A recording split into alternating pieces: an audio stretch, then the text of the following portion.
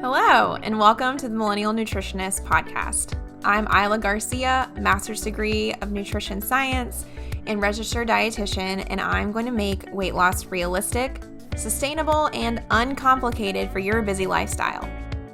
On this podcast, me and my team of registered dietitians will decipher the latest nutrition research, dissect fad diets, and discuss social media trends for you so you can feel confident knowing what to eat to achieve your health goals. Research suggests that most weight loss programs aren't successful, but my experience has taught me that this is not because the participants aren't committed. It's because those diets are designed by non-nutrition professionals and center around severe restrictions. We are here to provide the facts about the science of weight loss so you can have the success you want and continue living your best life. Welcome back to the Millennial Nutritionist Podcast. It's Isla, your CEO and founder of the Millennial Nutritionist, and I am covering a topic today that I have had on my to-do list forever to find someone that would be credible enough to give information about this. And we're going to talk all about strength training from somebody that I've been creeping on for a while. I think their company is great. I think if I was a trainer of any type, it'd be the exact type of company that I would make too.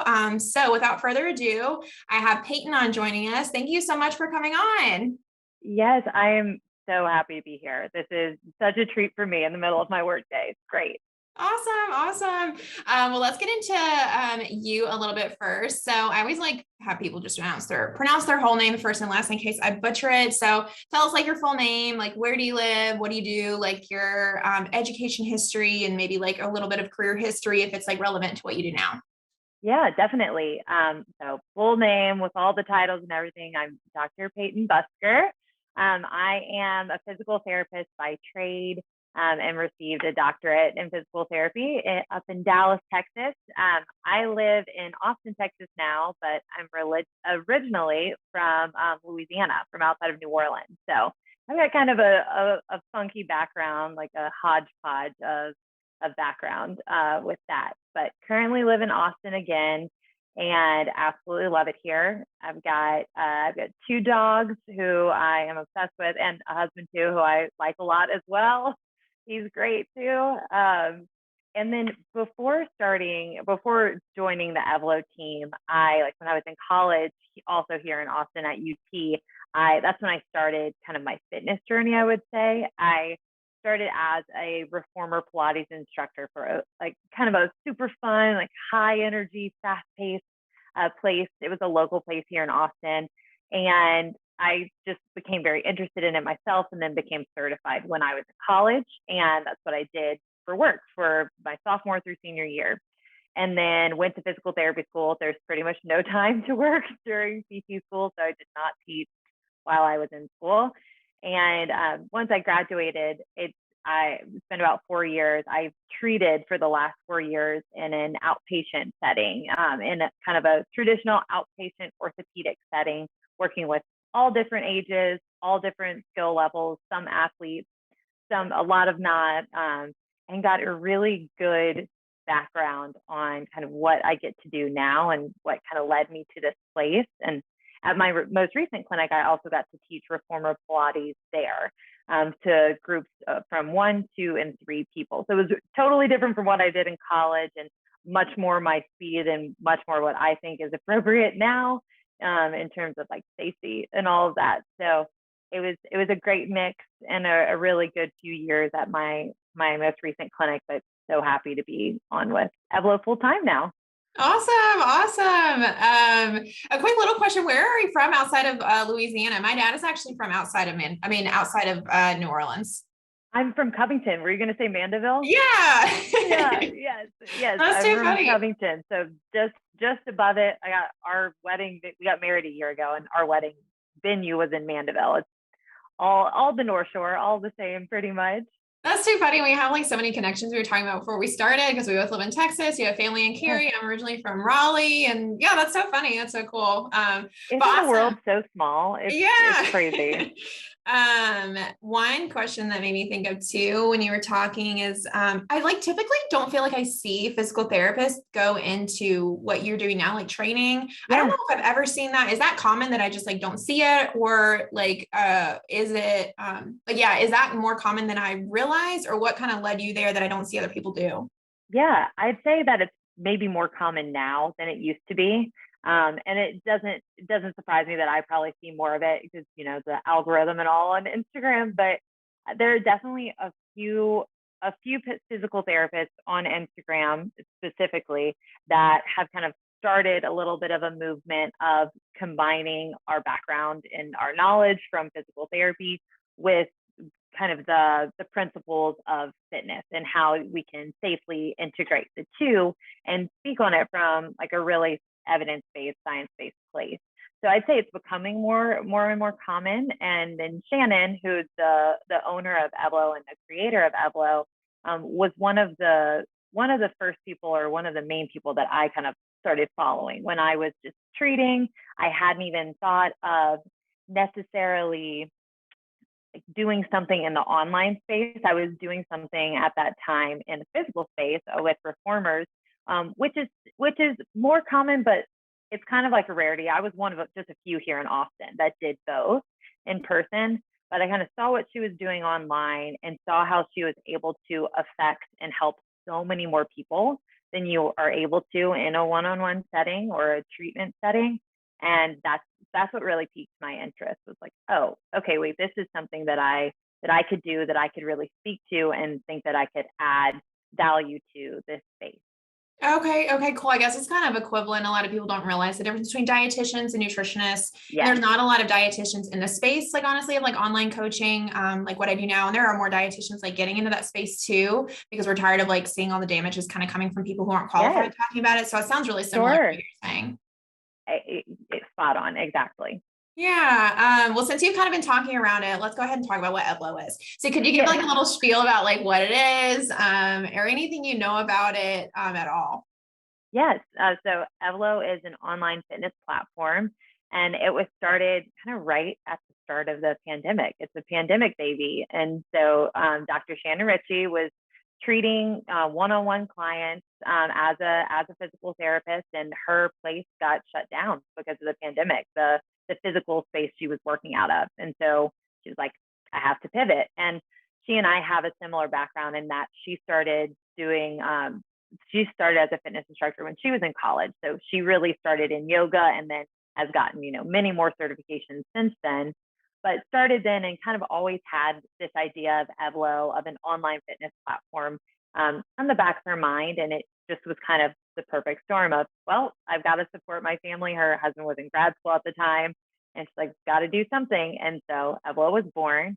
And the purpose of Evlo is we really focus on building strong and healthy, defined bodies with less joint wear and tear. That's kind of our main motto. And Shannon has a podcast called Fit Body, Happy Joints. That's kind of the succinct version of what our goal is, but providing like very, very well researched, educated information and classes themselves to make sure that we're like safely delivering strength training and strengthening to our clients and to all of our members.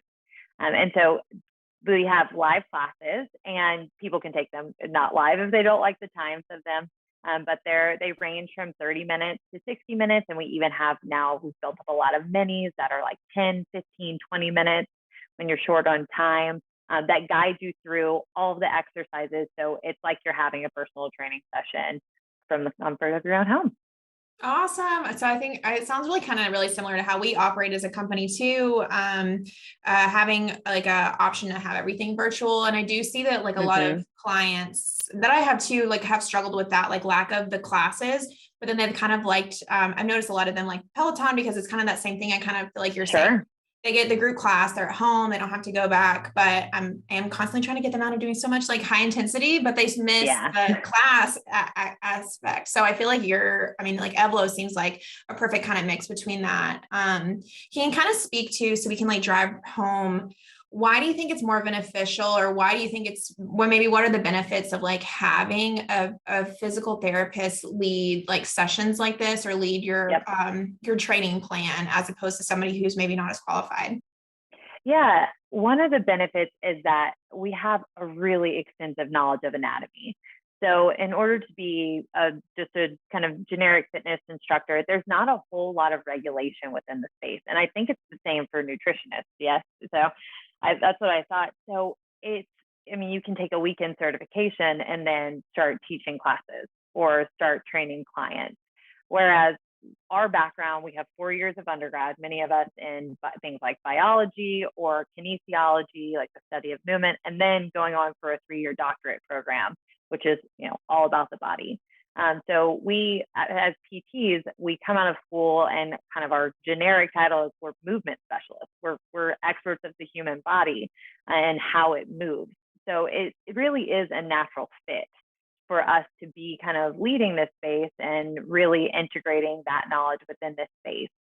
And then with Evlo specifically, and why it even further sets itself apart from just like being a PT who teaches fitness, is that we then take into account principles of physics and biomechanics in order to get as much load to the muscles as possible with the least amount of stress to the joint. So it's kind of a combination of a few different aspects and things that we didn't even learn in PT school. But really, I think the main helpful thing for us from the PT perspective is that extensive knowledge of anatomy.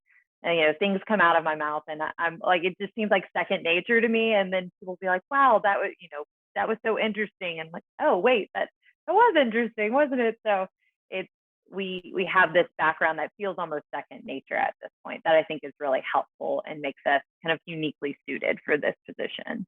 Yeah, for sure. And I feel like I really want to recommend people to check out Evlo's podcast too. It's Fit Body Happy Joints, right? Yeah. Because I feel like y'all talk a lot about so many things that I don't even realize that makes so much sense too, with just your understanding of the body, like how to be more efficient in workouts and how to like rest on days and how to load the body in certain ways. Yeah. And it really comes through. And that is what I tell clients too. The benefit of working with a dietitian is that because we know so much about the body too, we can critically think through issues. We can know that we're keeping you safe. And it sounds like that's the same as what you're saying. Is that right? Exactly. That's exactly right. Do you love our realistic approach on nutrition, but want to dive a little bit deeper? Let me tell you about the Millennial Living Membership Program. This was designed to help you stay motivated and inspired no matter what health journey you're on. We develop monthly nutrition and fitness challenges with prizes you can win if you stick with it to help motivate you through every month. To inspire you, we upload weekly recipes with downloadable food lists, monthly food demos, and we can even have a registered dietitian answer your questions on nutrition and weight loss. Our members form a community with other like-minded people to help support each other on their health journey. If you are seeking a way to stay motivated throughout your health journey with our method in mind, try signing up for the Millennial Living Membership Program for the first 2 weeks free by signing up on our website at themillennialnutritionist.com.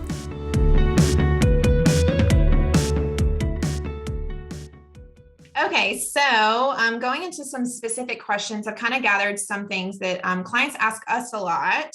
So first question that I get all the time, because we recommend strength training, like what is strength training? Like how would you even define that? What does that mean?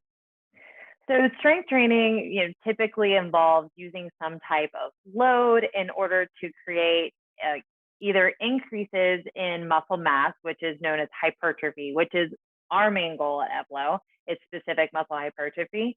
And then also with that, you get improvements in strength or how much load a muscle can take. So strength training is kind of this major umbrella that then other things can kind of find themselves under. Like some people say that they like to do Pilates for strength training, which I would argue that it's not as quite as much in the strength training category because you're not going to make those same type of gains in terms of muscle strength specifically and muscle hypertrophy, but that can kind of fall under the umbrella. And then like training with barbells or specific like powerlifting or weightlifting can fall under that category. And then things like Evlo, like we typically use things like dumbbells, external load, but then we're also using specific exercises that don't even need as much external load because of the physics of it and how we're able to like send force through the muscle. But yeah, strength training is pretty much anything that's going to increase the strength of the muscle or increase the size of the muscle itself. Okay, gotcha. And then maybe another basic question, like why should we be doing strength training? Like what are the benefits? Why should we even be doing this over like tons of running or tons of cycling, stuff like that? Or should you be Yeah. doing it all? Yeah. So strength training is hugely important, especially for women. A lot of our clients are women. But in general, it's helpful for everyone, but it's very important for as we build muscle and as we get older, we naturally start to lose muscle and what's called sarcopenia. So it's just age related loss of skeletal muscle tissue. And it's not, necessarily a disease or something that's wrong, but it just happens. And these decreases in your muscle mass are associated with injuries, associated with higher fall risk, associated with higher incidence of disability, and associated with decreased like bone mineral density and how strong our bones are. So, and of course, to function. So as we get older, we want to be able to get on and off the couch and have a certain quality of life. And strength training is what really lends itself or leads you to get to a place where you're able to get off the couch or you're able to run around with your grandkids or you're able to do all the things that you want to do and have your function. Whereas, like, kind of on the flip side of it, those who are coming from just like a straight cardio background where all they're doing is running or all they're doing is like HIIT training, that sort of thing, you're going to miss out on the benefits of specific changes to the skeletal muscle tissue. You'll get some adaptations, of course, but you're mainly what you're doing with those type of things like, you mentioned Peloton, so like high levels of spinning or running, things like that, is you'll become more and more efficient at that motor pattern. So you'll get better and better at running. And of course, it has benefits for the heart and the lungs, but not more so than walking 30 minutes a day.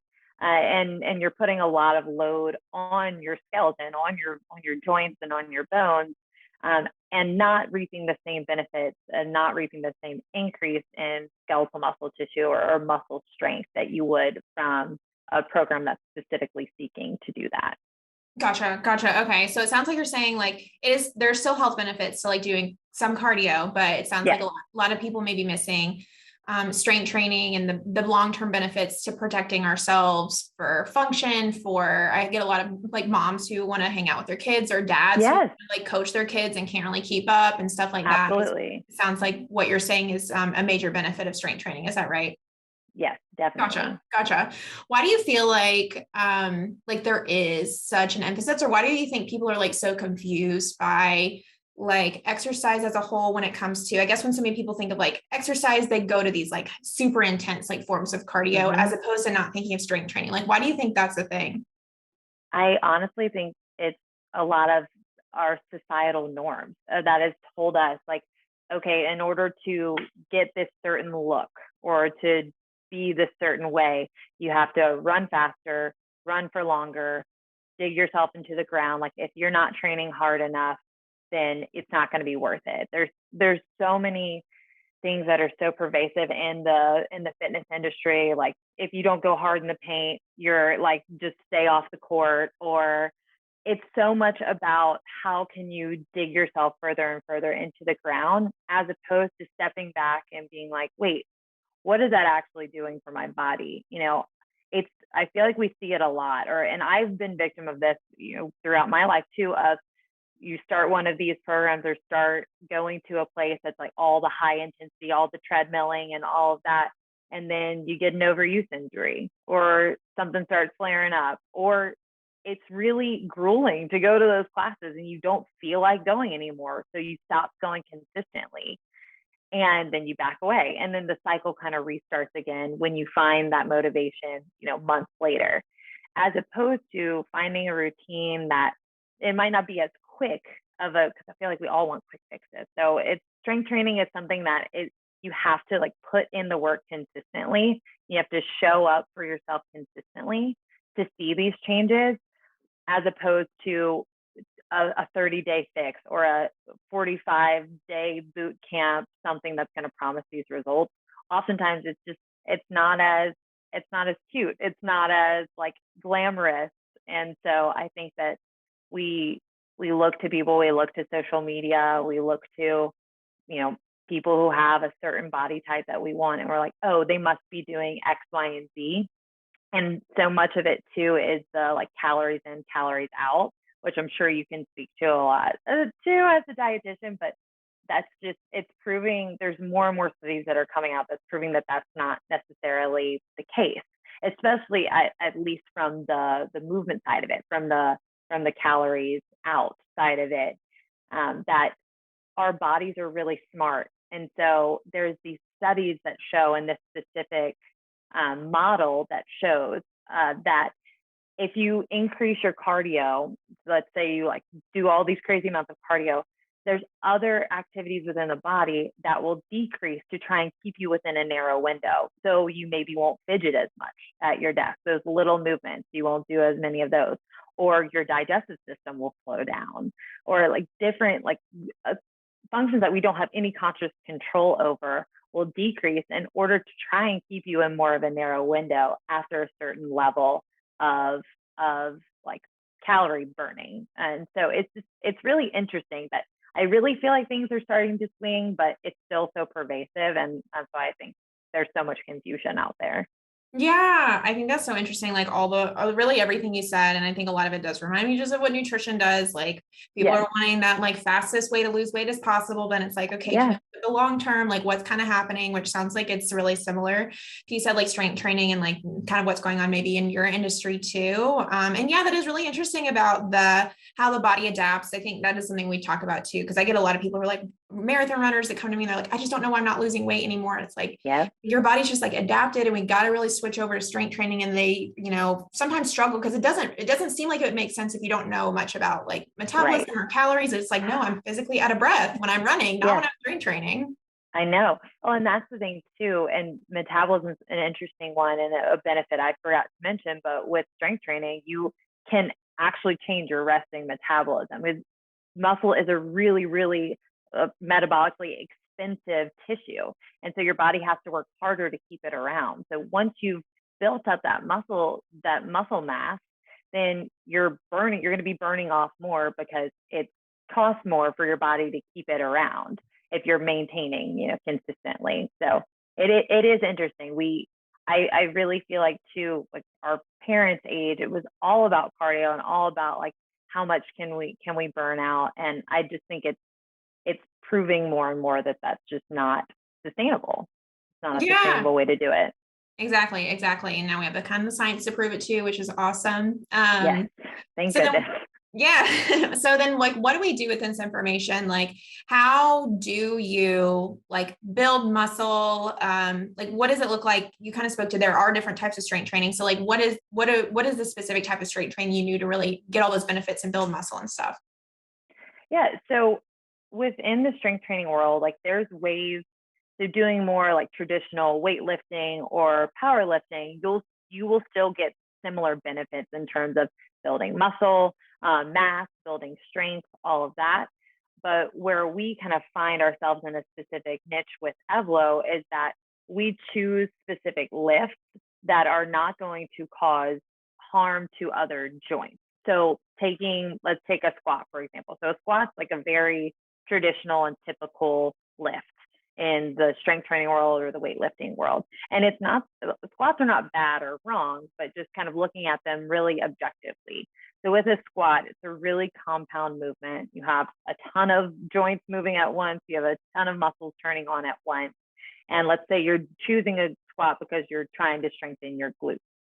Well, it turns out that one, you're getting a lot of forces through the knees, through the low back, in ways that maybe those joints don't necessarily move naturally, as opposed to taking something like a step up or a lunge, which is like a super common exercise that we do in Evlo for glute strengthening. You take out the forces, those lateral forces going through the knee joint, for example, and we got to give cues and ways to adapt how you're holding the weight to decrease the load through the low back, so that you're truly getting the strength benefits for the glutes without getting the potential damage to the other structures like you might get with traditional weight training. So it's not that weight training is wrong or bad, and some people might never have an issue with doing a squat and might never have trouble with it.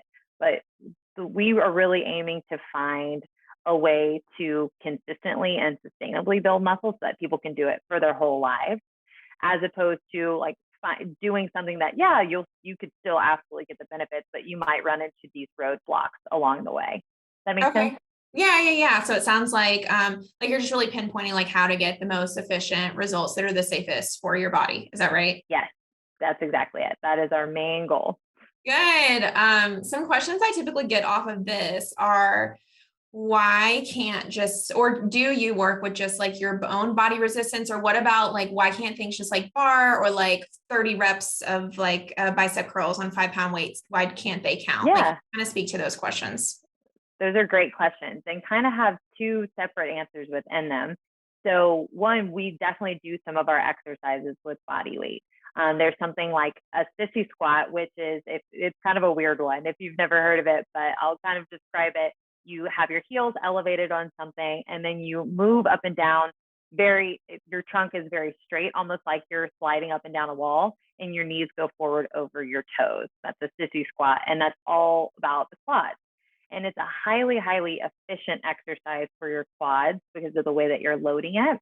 And with each exercise, and with each muscle, there's a lever for that muscle that makes it more or less activated. So the lever for the quads is the tibia, or the lower leg. So as you're going further and further into that sissy squat, the lever is getting closer and closer to parallel with the ground, which is what we need in order to make the quad really activated. So we can get it really, really activated without any external load. So that's one that can easily be done with body weight. But compared to kind of switching over to, why can't we just do 5 pounds with a bicep curl, is so we won't get as much external load, because with the bicep, that lever is the lower arm, is the forearm. And so with the load, as you're bringing that weight up, I know no one can see me. I'm like I'm so used to being on video that That's fine. To show it. But as you bring that weight up and you create kind of like a 90-degree angle with your elbow, that's when the bicep is getting the most load. And whatever you have in your hand, you multiply whatever that weight is by the length of your forearm, by that lever. And so for some people, especially if they're just starting, 5 pounds might be enough to actively make changes, to make strength gains, and to make those changes in the muscle size. But after a certain point, that's not going to be enough. So kind of how we gauge what type of weight or how much weight you should use with an exercise is, you want to only be able to accomplish between 60 seconds to 90 seconds of work in a set. So if you go past that point, which is very common in like a bar class or a Pilates class, things like that, where you're just doing like tons of repetitions over and over, if you can get past that point, you're getting into mainly what's called your type 1 muscle fibers. And these muscle fibers are like teensy tiny little muscle fibers. They're your endurance muscle fibers. So they recycle really quickly and can often kind of reset, even if you just bring your arm down for a second and then bring it back up and go back into the exercise. And it's not a bad thing to stimulate these. We want those stimulated, but we want to try and get more of also the type 2 muscle fibers, and there's subtypes within those. And the way that we do that is by getting to fatigue or near muscle failure within that 60-second to 90-second window. If you're getting past it, then you're most likely not stimulating those type 2 muscle fibers. And that's kind of almost a layman's term way to feel it in your own body, to see, okay, is this weight moving the needle if my goals are muscle hypertrophy and strengthening. And if you are getting to that, then you're probably at a good resistance, or you might need to go up or down, depending. Good. Yeah, no, I think that's a really practical way to think about it. And it sounds like it even makes you be like a little bit more present in your workouts. So like think about how your body is like feeling throughout the set. Yes, absolutely. And that's one thing that we really like emphasize, is you want to make sure that you're always listening to your body and giving it what it needs that day. And each day might be a little bit different. And so not showing up on your mat or wherever you are and thinking, oh, I have to lift this much load. It's like, okay, well, no, you might not have to. Just seeing how it feels in your body that day, seeing what you need that day is really important. When should people like start to see results? Like, is that even a question to ask? Like, how long does it maybe take to build muscle? Sometimes I Yeah, do have clients and they're like, well, I've done this for 1 week and I don't see any muscle I definition. know. Oh, yes. Yes, very What is common. what is like the science behind that? It's the worst answer possible, but it really depends. But one of the main things it depends on is what have you been doing your whole life leading up to this point? So if it's someone who's a little bit more, who's a little newer to exercise, they actually might see changes, not super quickly, but they might notice these increases in strength and these increases in muscle size, maybe even a little quicker because they're coming from a place of their body is going to notice, oh wow, I have not picked up a 5 pound dumbbell ever. So they don't have that muscle adaptation already. But if you're coming from a program where you've been maybe overusing your muscles, where you've been overtraining, where your body is completely stressed out and burned out, let's say you're coming from a high intensity cardio program, it might take you a few months of doing more low intensity exercises or these more joint friendly exercises for your body to feel safe enough to then be able to lay down muscle tissue.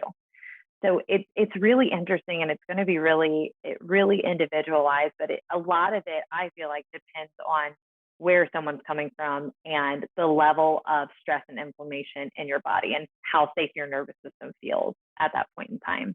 Okay, gotcha. So it really does just like depend. Is there a way you can like tell, I guess, like sometimes I try to just if you're tell clients, it's even though it's discouraging, like maybe we can celebrate that you're like able to lift more now than you were like a week ago. Yeah, What are some that's indications it. that are encouraging? Yes, that's definitely one is kind of maybe you could even write it down, but at least mentally keeping track of, okay, this week and with my bicep lift, I'm doing 5 pounds. And then you maybe do that for a few weeks. And then you might start to notice, hey, at the end of this set in class, or if I'm doing it on my own, at the end of the 60 to 90-second set, this is feeling pretty easy. It might be time for me to go up and weight. That's a really good indicator that you're making progress. And then also, there are going to be things like within the first month of joining any program, you should start to see like some changes within your muscle mass yourself. It might not be something that someone else notices, but it's probably something that you would notice. But I don't really love to lean on that because so many of us have skewed senses of our appearance, of what our body is looking like, about how our body is adapting. So I really like the idea of focusing on, wow, I'm maybe lifting a little heavier here, or wow, I'm feeling so much better. I'm not waking up with neck pain anymore, or I'm not waking up with a cranky knee. And, after a few weeks of doing these types of exercises. So those are ways to show too, like, okay, let's stay true to the path. Things are going in the right direction, but it is hard. It's a process, and you have to trust the process, and it's a total mindset shift. So Yeah, makes because I feel like sense. that's something that's different about strength training than I guess what other people find with cardio is it seems like it's like a magical place that it's hard. A lot of people don't talk about it. People don't really know what to expect. So I'm glad that you kind of gave some tangible tips. Yeah. If somebody is just starting strength training, like what are some tips? Because I do get a lot of people that are nervous to like even go to the gym or even nervous to work out at home. Like either they are unmotivated because they don't know how to do it. Like what are some beginning tips that you could give somebody just starting? So if someone's just starting with movement in general, I'd say walk for sure. Just walk. We definitely recommend like about 30 minutes of walking each day, just low intensity, something enjoyable, also a way to get outside. So I'd say when you've got that kind of down, and especially if they're your clients and they're working with you, like that's what y'all are doing, great place to start. And then when you're feeling confident there with your movement, adding in strength training like 3 times a week, but making them maybe short sessions, making them maybe 20 to 30-minute sessions because I find that can be a big deterrent of, oh my gosh, this program or whatever it is telling me I have to go into the gym and be there for an hour and a half. And I've never even been in a gym. That's really intimidating. So starting really small. And if you're doing this on your own, maybe starting with very, very basic lifts, like looking up, doing like a simple bicep curl, doing a simple skull crusher, like laying on your back for your triceps, trying to find just a few lifts that you feel safe with that are not compound lifts, like a squat, something that's just working on like one muscle group or just a few muscle groups at a time. And starting there just a few times a week, maybe 1 or 2 times a week doing that. And then building your confidence from there. Because, yeah, it can be intimidating if you don't have someone guiding you. Or if you're not interested in having someone guiding you, that might be a good place to start. Just starting really, really simple. I find that with everything. And then just building from there. Set your base layer, get your comfort, get your confidence, and then continue growing and diving in from there. Okay. So I feel like I kind of hear you saying like starting with just like even figuring out like how to do it, like not having expectations of like, you're going to go in and smash all these sets and like build all this muscle in the first week, just figuring out like what the moves are, how to do them, and then easing into it. Is that right? Yes, definitely. Because it would be so counter to what they were wanting to do if they tried to go, immediately into this really intense program or really intense, PDF that they download and have the expectations of, oh, 1, this is going to do exactly what I think it's going to do, and 2, I'm going to be able to sustain this. I'd rather someone especially someone who's brand new, has never done anything, to like, okay, how can I make myself feel really comfortable in this setting? And then once I'm feeling comfortable at kind of the baseline level, what more do I want to add in? I think that's a much more sustainable way to build into it, especially coming from not having done anything before. Awesome. Yeah. That's exactly what we tell clients too. So I'm kind of glad that we're on the same page with that. Yeah. What about people who feel like they just maybe like don't fit into the fitness space? Because I also know that a lot of people kind of feel like this too. Like I've even like had clients even just say like, I just don't want to work with a trainer because like they look like that and I look like this. Like we have nothing in common. Like that makes me feel uncomfortable to even do a virtual class like that. Like, have you ever come up with that with any of your jobs, or like see that play out? Like what would you say to people who think that? Yeah, I think that that's a very legitimate and real concern. And unfortunately, our industry is riddled with do this so you can look like me. And that's something that we really try to shy away from, and really try and educate on how much genetics play a role in people's physical appearance, how much we don't have within our control in terms of what the shape of your muscles. That's not something you change. You can't lengthen your muscles. Just this common misconceptions. And so I think I would really recommend that and I say this, I'm not the main person on Fit Body Happy Joints, Shannon is, so I'm promoting that for her because she has some really good episodes and some just having the information on like why these things are beneficial and what they can do for everyone, not from a cosmetic standpoint, but from a health and a life standpoint.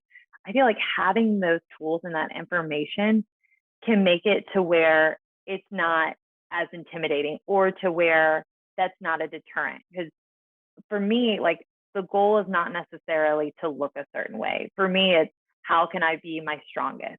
How can I be my healthiest? How can I be the most pain-free that I can be? Trying to find ways that are not tied to a physical appearance, especially mainly in the fitness world, because we always say like that's nutrition. That's we heavily lean on nutrition for that. So really looking at strength training as a way to build you up instead of tear you down or make you smaller, I think is going to be a way to maybe start to reframe and shift the way that someone thinks about it. Because I totally get that. That makes total sense. That would be such a deterrent to come into this and be like, wait, I don't look like this person. How am I ever going to receive that benefit? And it's so much more than the appearance, especially when it comes to strength training. Yeah, definitely. Because I find too that like a lot of our followers and clients, they might not even want to look like the ripped guy that like, they're like, I just really want to lose maybe 10 pounds. Like, I don't want to look like that. So if I do something like that, like, is he only going to train me to look like this? And so I'm glad that y'all kind of align. And I've heard y'all like talk about this before, that talking more about function. And we talk about that too, like having other goals besides just like what you look like, even though we're a weight loss program, like it's going to carry you through if you have a better relationship with like the function that you're doing, with the multiple benefits and progress points like energy and how you feel and all that stuff. Actually, research suggests that when you have all these things, it helps you to have better results overall too, because you're not negative about everything. Exactly. That's exactly right. I think that, taking the focus off of that actually drives you forward towards that goal, if that is a goal of yours. So that makes total sense. Yeah. And kind of the last question that a lot of people ask is like, what is good home equipment? So you can even like speak to like what Evlo talks about. Like if a lot of our people start at home and then they maybe get confidence and then they go to the gym, what are things that they should maybe stock up on, if anything, if they're starting to work out just at home? Yeah. So we recommend, like, let's say someone's coming in as a beginner at Evlo, to get a few different types of dumbbells. So for beginners, we say maybe getting a set of 1 pound dumbbells, a set of 5 pound dumbbells, a set of 8 pound dumbbells. Or you could even get, like, there's value packs now at Costco and Target and all, maybe getting a range if you're planning on building up. But starting kind of in that range is a really good place to start in terms of dumbbells, and having levels so that you can have a set of lightweights, set of moderate weights, and a set of heavy weights, depending on the different lifts that you're doing. And then we also recommend just some generic resistance bands that are long, that you could use as long bands, as well as tying in a loop. We don't lean too heavily on those, but they can be a really good way to do called like drop sets, or getting kind of a little muscle burnout after doing a heavier lift. So we recommend clients have that. And we also recommend gliders, but if someone does not want to buy gliders, that's totally okay. They can use like paper plates or towels or socks on a wooden floor. Like, it doesn't have to be fancy. We try and go as like bare bones as possible. And then having something that you can safely step up on. So like I said, step ups are kind of a foundational Evlo move. And then if you're training at home, I think they should be for you as well, for glute strengthening. So using something like making sure you have a stable kitchen chair or a bench, or something that you feel really safe and comfortable stepping up on is really important.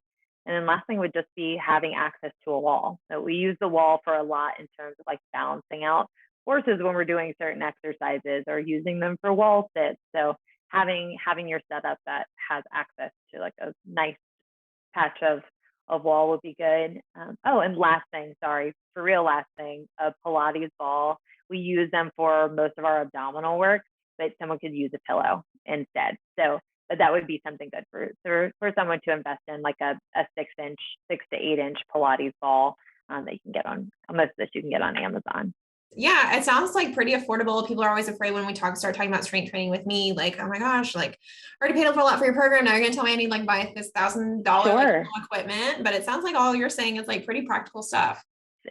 We try and keep it as practical as possible. And people typically end up buying, more weights when they want to move up in them. But that's really especially when someone starts doing a program, if they're working out on their own at home, if they're enjoying it, it could be worth investing in, like the mega pack of dumbbells at Costco as you progress. Yeah. Okay. So for our kind of like new segment we've been doing, which I think is fun, we kind of have been finding articles online and kind of going through them, because that we are an online program and y'all are too. I'm sure a lot of people are out there always like looking at stuff. I'm always getting questions about like, should I be taking chlorophyll because I found it on TikTok, or should I be doing this? And so because our clients are like on the online space, I think it's good to even like look at some of these things. So an article I found that I thought was interesting, I try to find like newer ones that we could kind of riff off of, is this article about what it looked like, and correct me if I'm wrong, it looked like a trainer that was like training golfers for like functional fitness. Was that right? Is that, you think, what he was doing? Did you have any thoughts initially kind of on like, I guess like what they were talking about? It just seemed like they were kind of talking about like the benefits. Like, could you speak to like from what you do, like what are the benefits of doing something like that? Like, what does functional training look like? And is that like applicable even for like day-to-day people who aren't like professional golfers? Yeah, it's interesting. So functional fitness is kind of one of those things that maybe even like a trending topic on like within the social media space, and almost sometimes used maybe as like a marketing tool.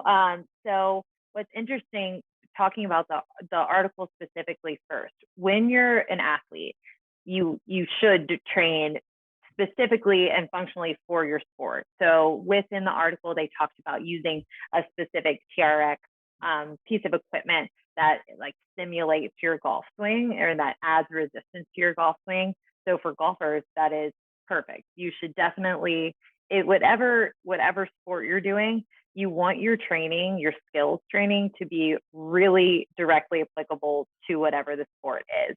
And whereas kind of on the flip side, and kind of how we like to think of it with training within Evlo, is that training as just like to be your best, strongest self is very different than training to be an athlete. So the kind of the principles differ there in that we're not necessarily training for a specific task, like swinging a golf club. That is a very, very specific task. Ours is more of like, we want to strength train so that we can be stronger for life. And so we find that if you're strength training specific muscles while trying to decrease kind of wear and tear on the joints, that is arguably more functional than doing something than say, like, I keep ripping on squats, but like doing a squat just because you're like, oh, I need to get up and down, I should do squats all day. It's like, well, if squats are something based on your body proportions that's causing inflammation in your back, then that's not very functional. So instead, increase the strength to the glutes, and then you'll be able to stand up and down no problem. So it's kind of an interesting thing in that, like, something that we've seen in the fitness industry of everything needs to be functional. It's like, well, we could in like compound lift, as opposed to being really specific with like muscle strengthening, getting as specific as you can be. You can never totally isolate a muscle, but getting really specific and strengthening all of your muscles so that you can function better as a whole. But yes, if someone's an athlete, they need to be doing things like swinging with the TRX machine. But for your general person, they probably don't need it. Gotcha. Okay. Yeah. I guess I didn't realize it was like a trending thing. And I guess I just assumed that like functional, working out is kind of like what y'all would teach anyway, like, but just functional for your personal, like maybe just getting up the stairs or picking up clothes on the floor and stuff like that.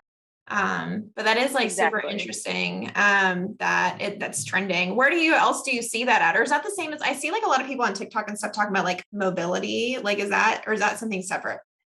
That's probably be a little bit separate. So we've got like mobility stuff within Evlo. Like we always start in classes with mobility, and we're much more on the mobility train than like a flexibility train per se. But I would say functional is more like we see that on Instagram and TikTok of like, dude, this is a functional exercise, and it being like really specific, or like do this burpee because this is more functional, like just kind of odd things. But yeah, we definitely don't. Shannon did a podcast recently about kind of the function with a bodybuilder, former bodybuilder that we have learned a lot from with his book, all about kind of physics and the body, and how like it's become this thing of like everything needs to be functional because it needs to directly help my like specific movement patterns. And really it's like, no, just build strength as a whole. Kind of same things on like all these posture trainers and things. Like we don't need to have our, shoulders back and like wedged down the whole time. We need to build muscle as a whole and strengthen our body as a whole so that we're well balanced and kind of moving in and out of postures and not sitting at a desk all day. It's going to be better than any like posture trainer, quote unquote, that you could use. So kind of similar to that. Okay. Interesting. Yeah. I guess I'm not over like in the algorithm of a lot of. I know. It's funny how the algorithm works. Yeah. I swear. I'm like, everyone's seeing this, right? It's like, no, clearly not. I am in a very clear box on my page. Yeah, interesting. Well, cool. I think that's like kind of all we had for today. I feel like there's so many other things we can talk about, but I think that was a good overview and a good education for questions that I even get a lot too, even just like for myself. So thank you so much for joining us. If people want to follow you or follow the brand or the company or the podcast or any of those things, like what's a place that they can go to like keep connected? Yeah, Instagram's a great place to start. So for the company, we're at Evlo Fitness, and I can send you all of this too, so you can put it in your show notes. and then at Evlo Fitness. And then that's the same on TikTok, which we're doing a lot more on TikTok and kind of expanding more of the educational piece there. So feel free to follow there if you're on there. And then my personal Instagram is at Payton.Busker. And then Shannon has a lot of resources on hers as well. And she is at dr.shannon.dpt. So I will definitely send that one over for you. And then you can also check us out on our website or www.evlofitness.com. And we have options for a 14-day free trial or 8 free classes that people could take. And a really great, we're about to run actually our foundations program for free for the first 2 weeks of it for the month of June. So that's a really great place for people who are just starting out with fitness in general, as well as just starting out with Evlo and kind of getting used to the classes. So definitely be on the lookout for that. Awesome. Great. Thank you so much for joining us. And I want everybody to go follow them. This gets the Millennial Nutritionist stamp of approval. Is like the only trainer I've really found yet. So definitely go over there and follow them for any information that you have about exercise, strength training, all of those things. Thank you so much for coming on today. Yes, thanks for having me. Thank you so much for listening to the Millennial Nutritionist podcast. For daily weight loss tips and nutrition information, you can find us on Instagram at the.millennial.nutritionist and on TikTok at millennial.nutritionist. If you find this information helpful, please subscribe to the podcast and share it with a friend who needs encouragement on their health journey. See you in the next episode.